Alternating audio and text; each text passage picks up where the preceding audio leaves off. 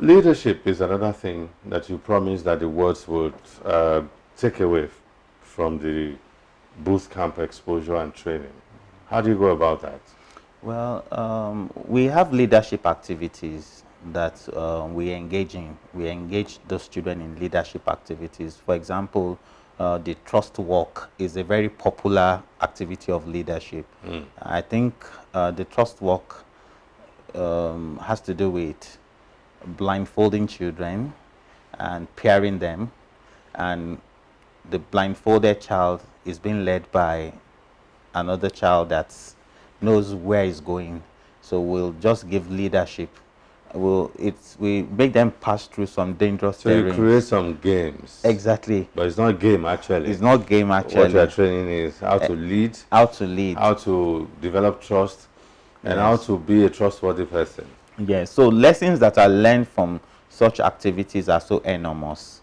A lot of them will just naturally tell you that leadership needs someone that understands where he is going and can lead a people that has a clear vision. Yes, clear vision to a desired destination without misleading them. We had an instance so funny. We almost had a casualty in one of the leadership trust walk that we had. One of the leaders, because one child that was leading another, was not attentive at that time, and there was a covert close to where they were walking. The girl couldn't just notify the guy she was leading, and that was how one of the instructors shouted from a very long distance to caution the guy, almost falling.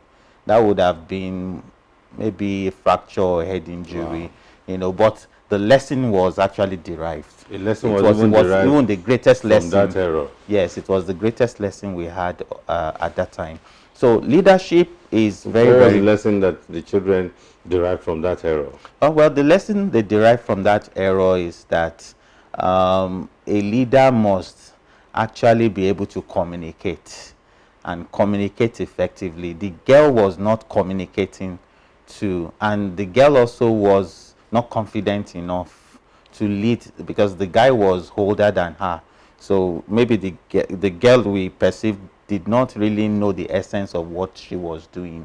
So when we term that in leadership, we will say that a leader needs to actually be versed in the concept of leadership. It's a very broad, concept. Okay, so you also kind of equipping them with self-esteem, yes, self-belief, assertiveness, such that even when you are young and you find yourself required to lead people that are much older than you, yes, your ability to still, assert yourself without being rude sure, is important.